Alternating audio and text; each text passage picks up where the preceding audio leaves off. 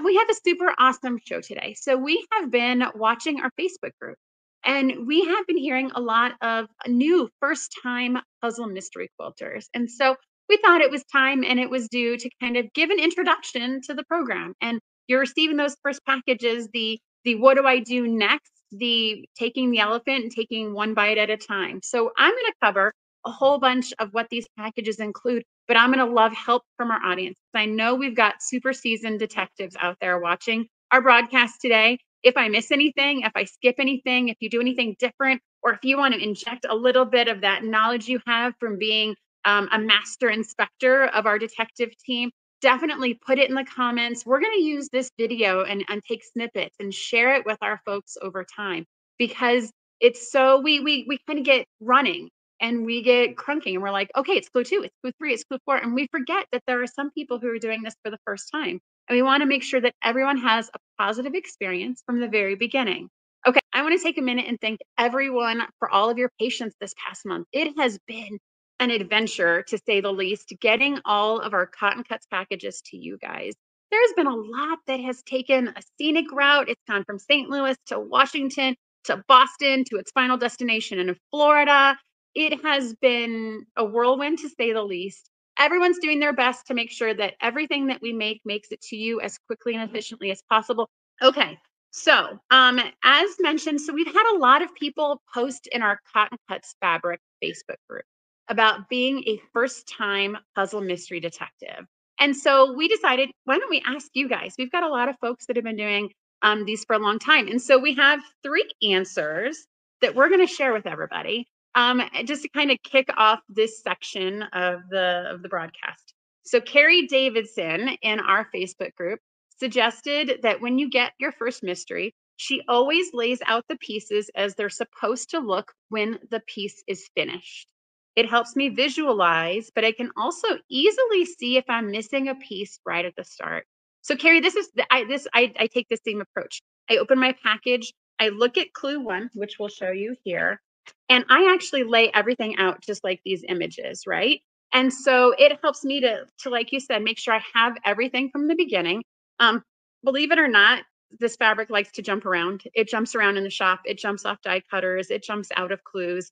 I've actually found one, I'm embarrassed to say, like I was sitting on it, or like it was under my iron, like I had pressed a piece and it got stuck to the bottom of the iron. Guys, these pieces like to move. And I think Carrie's suggestion is spot on, is once you first get your clue, is definitely check this inventory here on the bottom. This will tell you all the colors. It'll tell you the quantity you need of each piece. And I do exactly what she suggests. I lay all this out just to make sure I have all the pieces and make sure I understand how it's supposed to lay out. Because I've definitely, for example, taken this C triangle and switched it up with a B. Laying it out helps. Carry that as a fantastic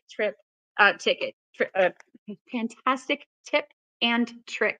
Guys, it's really, I mean, I can look at a picture and create it as well. So Carrie, that is fantastic. Thank you for that suggestion. Patty Prost suggests, make sure you have your colorway pamphlet that shows each fabric's code and what it looks like. This pamphlet is invaluable. Okay, so let's talk about this pamphlet for a little bit. So this pamphlet is specific to each colorway. And so it has the colorway fabrics on the color on the front, and it has kind of a visual image. Most seasoned detectives know that if you ever get stuck and you can find this image, this first image here is your fabric A, and it goes clockwise around. So it's A, B, C, D, E, and F. And the 6 o'clock is always your binding fabric. Always, always, always. If that ever changes, so help me. But literally, this is A. It goes all the way around clockwise, and this is your binding fabric. So if you do get stuck, if you do get to Patty's point and you lose track of what fabric is which, that is the way we do it. It keeps it easy. So for example, in this colorway in Woodland, you can see that this fabric here, this E, is the same as the binding. And so that's why in some of the color wheels, you'll see a color more than once, because it is used in the quilt, but it's also, it was so beautiful, we decided to use it for the binding. And so it is kept here as well.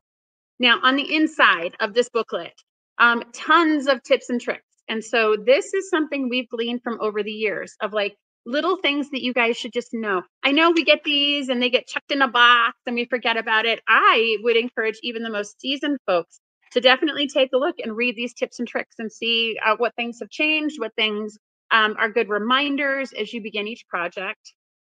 It also does talk about if something's not quite right. If, say, you got a clue 2 instruction instead of a clue 1, or you're missing this book, or any reason, it tells you how to reach out to our support. And so the quickest and fastest way to get help is to go to cottoncuts.com/PMQ-support. And so we answer those daily. If you put something in that request, you are getting your replacement parts the next day. You might not get a reply. There's always an auto reply that says, thank you so much for submitting. So you know it was submitted correctly.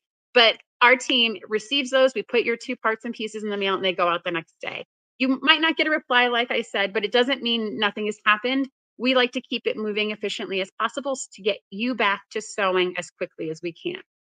We also have the dates in here, which all the clues will ship. So we oftentimes get a question of like, hey, when's clue 2 ship? Hey, when's clue 3 ship? Guys, those dates are all here. So that way everyone can see them from the very beginning.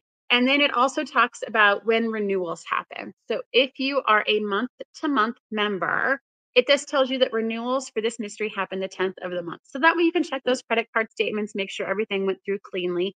We do it on the 10th to give time for any credit cards that have been or misplaced or anyone that's moved to get into the system before the next clue ships. We talked about our Facebook group here. If you aren't in that group, you guys are missing out. Definitely hop on over and join that group. And then this is the part that Patty was talking about. Sorry, that was a long, circuitous way to get to Patty's tip. So this on the back of the card actually talks about what all the different fabrics are. And so on the top of the card, we talk what the collection is. So that's often a question we get is, who designed the fabric that I'm sewing with? What is the collection? How do I find more? We give you that information right there from the very beginning so you can source alternate fabrics for the back, et cetera, et cetera. And then we label all the fabrics. So we've got A, B, C, D, E, and F on the back. And then we also have how to sign up and if you have any questions, right? So this is invaluable. So what we've started doing with Tree of Life is actually emailing this to you electronically. So that way you have it. Say you're at a retreat and you grabbed your clue 7 that just came in the mail and you wanted to take and sew it and you forgot this. It is now electronically in your account. You can log in and pull this up for you. Download it, put it wherever you need it to be. We also recommend folks taking a picture of the back of this card. Get your cell phone out, take the photo. That way you'll always have it in your photos. That way, in case you're traveling or abroad, you definitely have it. We will also mail this to you if you did not get this, or perhaps you didn't realize this was on the back. We will happily put another one in the mail to you. Like I said, you really can't do much without this book because this is kind of your key that you need to solve it. And so reach out to us and our team will definitely get it to you. And also, if as you're going through this, you want to buy any more of these fabrics, our help team will give you the actual product SKUs for any of these. So I know in some of the colorways, it's hard to tell if it's blue or navy and you want to be sure. Our team will take care of you. Just reach out and we'll get you all those partners. Okay. Patty, that was a great tip. Thank you so much for describing the importance, especially as a new quilter, of that little booklet. There is so much information there, you guys. All right, so this is a fun one. So Becky Harrington, so she itemized out the steps for when you receive each of your puzzle mystery clues each month. This is good, guys, and I think Becky, I'm aligned with you in your approach. Okay, so step 1. Receive the clue, open the package, and pull out the fabric. We're off to a strong start, folks. Try not to handle the fabric too much as some pieces are cut on the bias and stretch. So that just means on the triangles, when we've die cut them, we've cut them crosswise to the grain, and so they might stretch. So just don't touch them too much. They also fray too. Some of the fabrics might fray a little bit if you handle them too much. So it's a good tip, Becky. Thank you for that. Step 2, identify the pieces of the clue and label them. Okay, so we actually have these cute little handy dandy little markers in the shop. They're stitch markers from It's So Emma. And our team is a big fan of using these. And just when we lay out the fabric, we just put it right on top. And that way we know exactly what's A and B, C, D, E, and F. And we can keep track of it. Fantastic tip, Becky. All right, step 3, lay the pieces of the clue out before sewing. Make sure that you have a 1/4 inch foot or have your 1/4 inch marked on your machine. Sew a scrap piece to make sure that your stitches are even and the correct length. Make sure that your machine is oiled and bobbin is full and not looping when you sew the scrap. These are all fantastic, like Becky, whenever you start any project to, make sure your machine is oiled, make sure you have a full bobbin, make sure you've changed your needle at the start of every project. Make sure you have that 1/4 inch presser foot that we started talking about at the beginning. Fantastic. Step 4, guys, this is when it gets to like how I sew. Drink a glass of wine or your favorite beverage choice and enjoy the creation of your clue. Yeah, I'm a big fan of this. I have learned the hard way, though, that if you do choose to have a glass of wine by your sewing machine, make sure it has a lid. Yeah, I've knocked that over. It is not great. However, vodka is great at getting red wine out of carpet. Insider tip. Okay, step 5. Put your clue away in acid-free paper and a storage container with a note of the designated area where you placed it.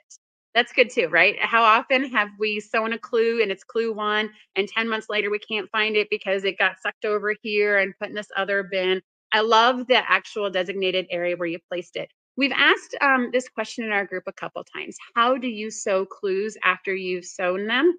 A lot of people put them inside the paper, so they'll actually take the clue and they sew their parts and pieces. And I actually have one here that I can show you guys. So you do this and you have your like clue 1 and you put your little fabric on the inside and keep it together. Some people put it back into the clear poly bag that Cotton Cuts mails it in. And then a lot of people get those 12 by 12 plastic scrapbook containers and keep them in there. The most creative idea that I've heard over the years is someone will go to their local pizza shop and get a pizza box. Get a clean one. That's obviously you don't want one that's had pizza in it, guys. Like get one that has not had any pizza in it, and then you can actually marker on the box what it is, and you can keep all your pieces flat. The downside to folding up and putting inside the paper is then you have to iron it again, and it gets to Becky's point about not handling it too much. So the pizza box, you can keep everything nice and flat, and you don't have to worry about ironing it when you go to put it together in the end. All right, step 6, enjoy another glass of wine or beverage of your choice. Sit and relax with your quilt companion until the next clue arrives and repeat all the steps again. Becky, I love this. This is a fantastic description. And it's fun because that is exactly what the process is for putting together the mystery quilts each week. Okay. So with that, let me kind of walk through what it is like to actually make a mystery quilt. And so my table here, the team has done a fantastic job at laying out each of the individual pieces and then putting little like putting the alphabets on them, right? So like laying them out. I am a big fan. Like keep all your A's together, keep all your B's together, keep all the C's together, and then that way it gets really easy. And then in the instructions, right, as we've heard from our experienced detectives, you want to mock lay out what you see here. And so what I am going to actually do is I'm going to create that. It was really, really simple. So I am going to assume that it's going to be simple to lay out live and hopefully not fall off the stool I'm sitting on or anything embarrassing like that. So it is a strip. And so I'm going to get my A big triangle and I'm going to place it here. And then I have a lot of C coming up. And so I am going to assume that this is C. And so it gets, so these are flying geese. And so I'm going to assume it gets a shoulder here. And then it's going to get another shoulder over here. And then when I look at the instructions, the C is going to get 2 parts are going to get a short strip and 2 parts are going to get a long strip. And so I am going to lay it out like this. And so that way, when I get to the section of the instructions where I'm sewing it, I can put these 2 pieces together, sew it, press it. The instructions are very good at showing me how to actually press this component. There's arrows. We always put an arrow to show you which way to press your seam. Super important. Just kind of give up the control that you want to press to the dark side or you want to press open. In the instructions, there is always, always, always a direction in which you should press your seams. I'm going to actually show you for this unit that I just laid out. And so you can see the arrows there show you which way to press your seams. It's super important to trust the process because that seam is going to nest with a future seam that we haven't sewn yet. And so press it the way it is, and that final assembly, all those seams are going to lock together and you get beautiful points. And so, yeah, so this is kind of what everyone was talking about was lay out this unit and lay them all out. I'm not going to do it here, but you guys get the idea. And then when you sew them together and press them per the instructions, you're going to end up with these lovelies here.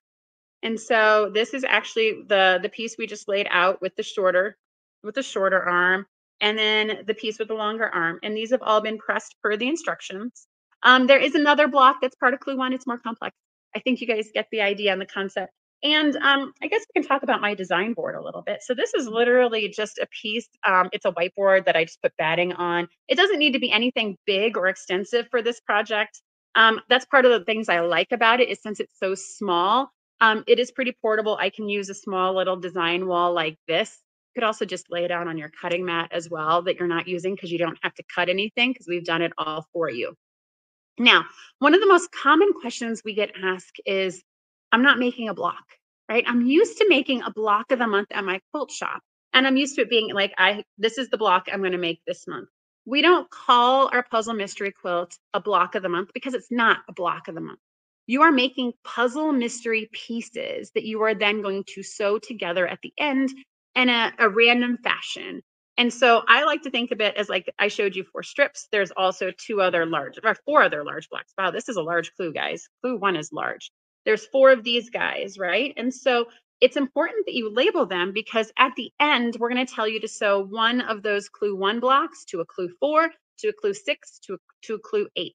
And it's going to be like a jigsaw puzzle. That final clue is so much fun to put together because it's not one of those quilts where I'm just sewing this block next to this block, next to this block, next to this block, and it's monotonous. And I press one this way, press one this way.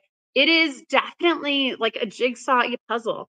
And it's a lot of fun because you're looking at these parts and pieces, and the way you sew them together in the instructions is not the way they're going to go in the final quilt. So you're rotating it, twisting it. And for those that like to solve puzzles, it's kind of fun to play with it and kind of rotate this piece around and see what you can come up with and create. I know Ian, I'm going to mention Ian, is a big fan of kind of playing with it and turning them over in his bind. And some people are very spatial and can do that, and it's awesome. Okay. What else am I going to say about this guy? Right. So definitely the most important thing once you get these guys done is to make sure you label them. Labeling them is going to help you in the final assembly. And I know it's like, oh, it's clue one. I'll remember it's clue one. It is important to know that this is 1A. And so there's a lot of different ways people have done this. I'm sure some folks will put in the comments tips and tricks that they've had for labeling these blocks. I don't suggest using anything that's adhesive based since this is going to be sitting in a box for 9 months. This is clue one. It's going to be sitting for 9 months until you get back to it.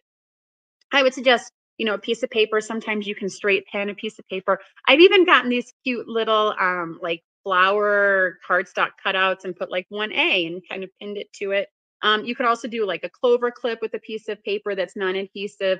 Just make sure they're clearly labeled. Your future self is going to thank you for clearly labeling them today. It's going to make it a lot easier when you get to that clue 10 and you're so excited and you just want to sew it together. You don't want to have to be pulling out these pieces of paper and trying to remember which is which. All right.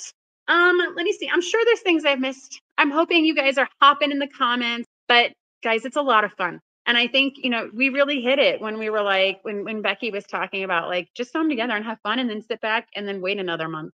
I like to do 3-4 months at a time because I kind of like to lay them all out and sew them all together. I'm a strip piecer, so I just feed them through my machine. I know Amber did a great little tutorial about how she was a beginner quilter and some of the challenges she faced. I know Beth at Goody Goods was talking about how she likes to just sit and just feed the pieces in her machine. It's a lot of fun, guys. No matter how you have fun, it is always going to be a lot of fun. Okay. So definitely check the comments, especially if you're a first time PMQer, and see what other people are saying. We're all here to have fun, and it's going to be a great time.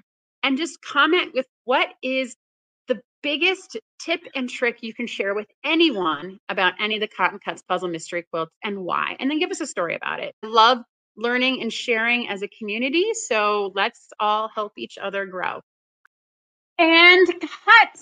Thank you so much for watching our video. We have so much fun making these, and we hope that you were both delighted and inspired by what you just watched. This video was sponsored by Cotton Cuts. Cotton Cuts is your one stop for all the best fabric and thread memberships.